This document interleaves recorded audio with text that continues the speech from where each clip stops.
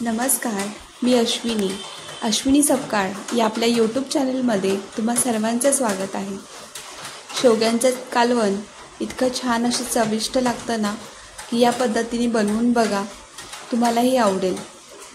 मूग डाळ घालून शेवग्याचं शेंगांचं कालवण मी केलेलं आहे आणि यामध्ये शेंगदाण्याचा कूट घालायचा। कालवणाला चव खूप छान येते। आठवड्यातून एकदा ते दोनदा आपण हे असं शेवग्याचं शेंगांचं कालवण करून खाऊ शकतो। शेवगा आरोग्याच्या दृष्टीनेही खूप असा फायदेशीर आहे। कंबरदुखीसाठी शेवग्याच्या शेंगांचा सूप पिलेलं खूप आरोग्यासाठी चांगलं आहे। तर असं हे कालवण कसं बनवायचं, हा रस्सा कसा बनवायचा, तर याची आपण कृती पाहून घेऊया। इथे मी 4 ते 5 शेवग्याच्या शेंगा घेतलेल्या आहेत आणि एका शेंगेचे जवळजवळ 3 ते 4 तुकडे करून त्याचे जे साली असतात त्या थोड्या काढून घेतलेल्या आहेत। पूर्ण साली न काढता 1 ते 2 शिरा अशा काढून घ्यायच्या, कारण की जेव्हा शेंग शिजेल तर ती आपल्याला व्यवस्थित चुपून खाता यावी यासाठी थोडी साल ठेवायची। संपूर्ण साली नाही काढल्या तरी चालते। आता ह्या शेंगा थोड्याशा सुकल्या होत्या म्हणून मी पाण्यामध्ये थोडा वेळ भिजत ठेवल्या आणि नंतर कालवण करायला घेतलं। तर छान अशा ताज्या शेंगा असतील तर फक्त चिरून घ्यायच्या, धुवून घ्यायच्या आणि नंतर मग लगेच कालवण केलं तरी चालेल, पण थोडा वेळ मी आता याला पाण्यामध्ये भिजत ठेवलं आहे। तर आज याच्यामध्ये मी मूग डाळ घालून हे शेवग्याच्या शेंगांचं कालवण करणार आहे। यामध्ये आपण आपल्या आवडीच्या डाळी घालू शकतो। चणा डाळ घातली तरीसुद्धा याची चव या रश्श्याची उत्तम लागते। चणा डाळ घालू शकतो, तूर डाळ घालू शकतो किंवा मूग डाळ घालू शकतो। छान अशी भाजी तयार होते आपली ही रस्सा। तर यासाठी एक वाटण तयार करायचं। इथे मी एक तुकडा खोबरं किसून घेतलेला आहे आणि ते भाजून घेते आणि त्यासाठी लागणार आहे आपल्याला वाटणाला कांदा। तर इथे मी मीडियम आकाराचे 2 कांदे चिरून घेतले, उभे असे चिरून घेतले आणि 1 टोमॅटो चिरून घेतला। तर वाटणामध्ये आपल्याला खोबरं, आलं, लसूण आणि कांदा असं हे सर्व भाजून घ्यायचं आणि वाटण करून घ्यायचं आणि या वाटणामध्ये कोथिंबीरही घालायची। याने रंगही छान येतो आणि वाटणही खूप चविष्ट तयार होतं। तर असं छान असं मी हे भाजून घेते। कांदा छान असा परतून घ्यायचा, थोडंसं तेल घालून घेतलं कढईमध्ये आणि त्याच्यावरती कांदा भाजून घेतला। त्यामध्येच एक आल्याचा तुकडा घालून घेतला आणि 5-6 लसणाच्या पाकळ्या मी यामध्ये घालून घेतलेल्या आहेत। आता वाटण तयार करून घेतलेलं आहे। अशी पूर्वतयारी करून ठेवते, सर्व साहित्य जवळ घेऊन ठेवते, म्हणजे फोडणी घालायला आपल्याला सर्व एक सामान जवळ असेल तर पटकन अशी फोडणी घालून होते। तर सुरुवातीला मी तेल कढईमध्ये घेतले, कढई गरम करून घेतली, आधी तेल टाकलं, तेल गरम झालं की यामध्ये मोहरी आणि जिऱ्याची फोडणी घालून घेतली। हे दोन्ही छान तडतडले की यामध्ये हे आपण कांदा, लसूण, आलं आणि सुकं खोबरं असं याचं वाटण जे करून घेतलं आहे ते तेलामध्ये छान असं परतून घेणार आहे। जेव्हा आपण हे वाटण याच्यामध्ये घातलं ना तेलामध्ये, तेव्हा गॅसची फ्लेम स्लो ठेवायची, कारण की थोडं पाणी असतं या वाटणामध्ये। तर हे फास्ट गॅसवरती ठेवलं ना तर अंगावरती त्याचे ते शिंतोड्याशी उडतात गरम गरम, म्हणून गॅसची फ्लेम स्लो ठेवायची आणि हे वाटण तेलामध्ये घालून घ्यायचं आहे।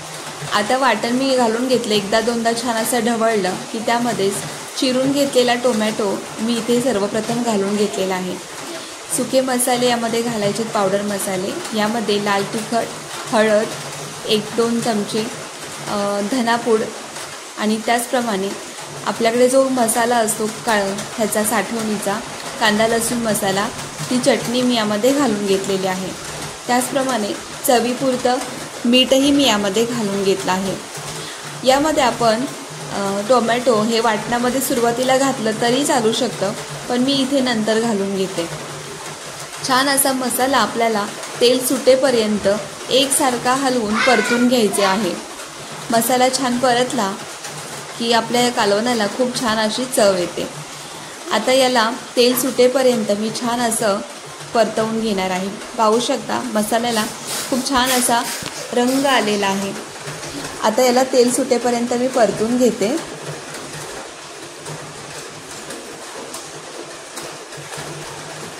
आपल्याला जर यामध्ये डाळी घालायच्या नसतील तर इथे या मसाल्यामध्ये थोडं आपण बेसन पीठ भाजून घेऊ शकतो, म्हणजे कालवणाला एकसंधपणा येतो आणि चवही खूप छान लागते.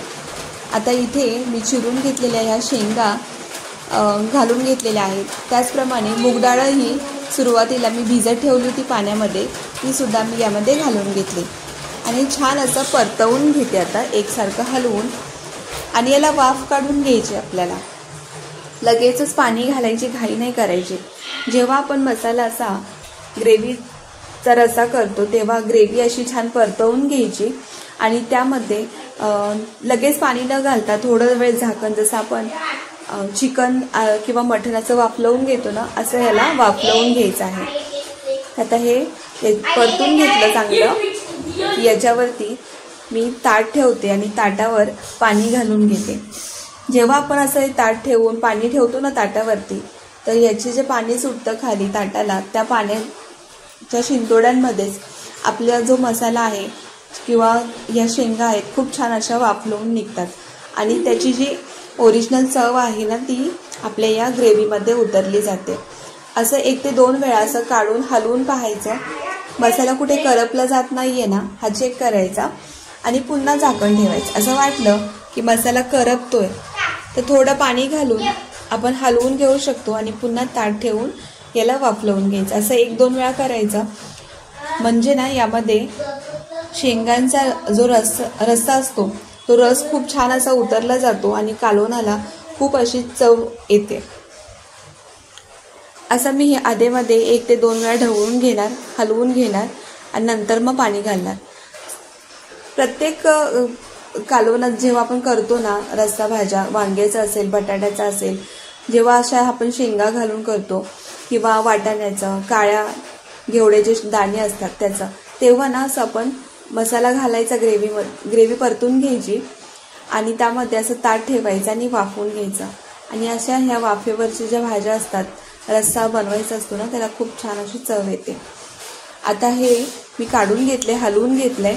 छान असा तेल सुटलेलं आहे आपल्या या मसाल्याला. आता जरा जरा याला ना खाली लागायला सुरुवात झाली आहे. तर मग आता मी हे जे गरम पाणी आहे ते सर्व आणि मिक्सरच्या ज्या भांड्यामध्ये आपण मसाला वाटून घेतला त्यामध्ये पाणी घालून सर्व पाणी मी यामध्ये घालून घेते. आता शेंगा शिजायला खूप वेळ लागतो, म्हणून काय करायचं, सुरुवातीला जास्त पाणी ठेवायचं आणि शेंगा शिजत जातील तसं पाणी त्यातलं रस्सा जो आटत जातो, म्हणून सुरुवातीला पाणी जास्त घालायचं, कारण की शेंगा शिजायला थोडा जास्त वेळ लागतो, म्हणून पाणी जास्त घालायचं सुरुवातीला. आणि नंतर मग जसजसं ते उकळत जाईल, आटत जाईल, तसं आपला रस्सा जेवढा आपल्याला कन्सिस्टन्सी हवी आहे तेवढा आपण करू शकतो. पण आधीच पाणी कमी ठेवलं तर शेंगा शिजणार नाहीत आणि मग ते एकदम सुकी सुकी भाजी होईल. म्हणून पातळ रस्सा हवा आहे तर पाणी थोडंसं सुरुवातीलाच जास्त घालायचं. तर मी इथे कढई भरून पाणी ठेवते.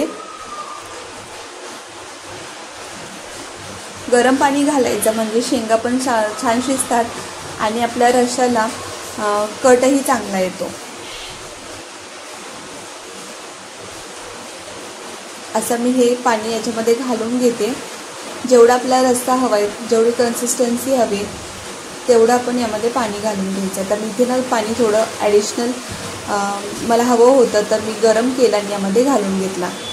थंड पाणी घालायचं नाही आहे, गरम घालायचं, म्हणजे शेंगा लवकर शिजतात. आता इथे बघा शेंगा ना शिजून रस्सा आपला असा आटला आहे. तर इतपत माझं हे कालवण तयार झालेलं आहे. खूप छान अशी चव येते. हे कालवण तुम्ही भाकरीसोबत, चपातीसोबत किंवा डोसे आपण जे बनवतो त्यासोबतही खाऊ शकतो. खूप छान अशी चव येते आणि शेंगा ह्या खूप आरोग्यासाठी फायदेशीर आहेत, त्यामुळे नक्की असं